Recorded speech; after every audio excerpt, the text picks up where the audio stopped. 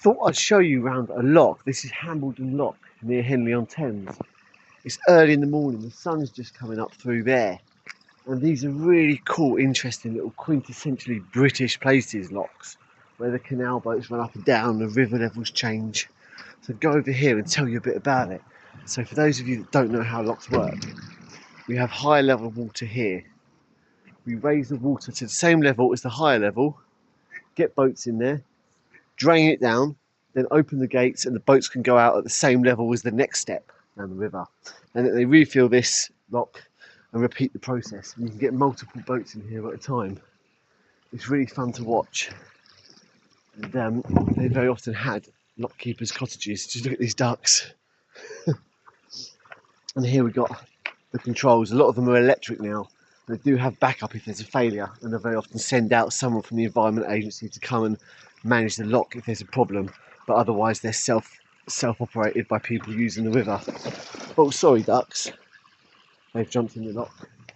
They're great little places for wildlife. They're quite a tradition of keeping the locks pretty and full of flowers. Look at this topiary. And the lock keeper's cottage would keep it really tidy. Look at that, Thames Conservancy, 1928.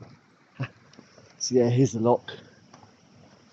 And there's a weir, which is where they sort of hold back water for various reasons, and the water overflows the weir. That's the noise you can hear. So yeah, there's the lock keeper's cottage. Let's go through here. Oh, bit of a limbo through the fence. Look at that. Look at that.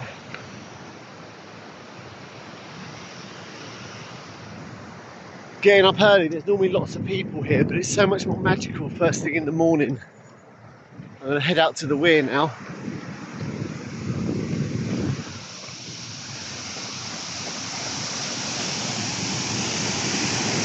at this.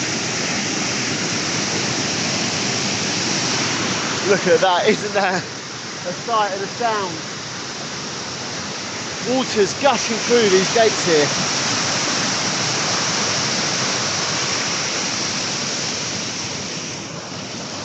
Oh, Egyptian goose, it's a mallow duck, just casually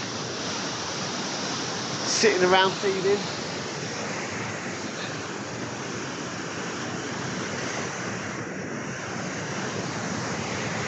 It is absolutely incredible. You really have to get up and get out to these places. Get that magic connection with the natural world. Love it and protect it. And look at that. You literally can't capture these sights on camera. Like, you've got to get out to see it for yourself. I really hope with Get Wild I managed to kind of give you an idea of how magic some of the places are. And I'm not lucky. Anyone can do it. You just got to do it. Let's go to the end.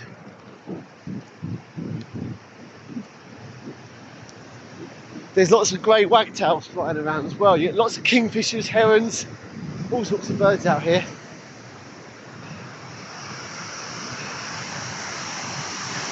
Hambleden Weir opened in 2003.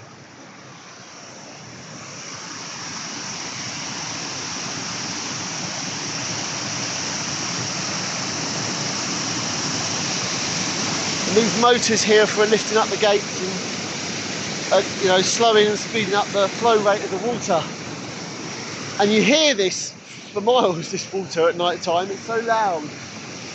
And weirs do have an environmental impact as well. For example, they stop migrating fish and they reduce the movement of fish, which is really important during spawning time, and cases like bottleneck genetics.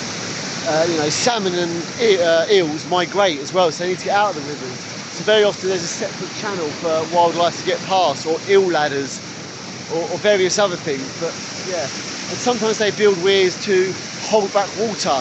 And then farmers, for example, will draw from that for watering their crops for irrigation.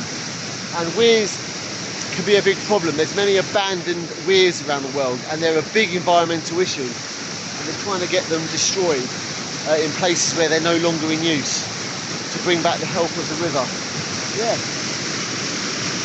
How about that? What a beautiful morning. I've got the River Thames and the sunrise to myself. And I've shown you a weir and a lock. Get wild!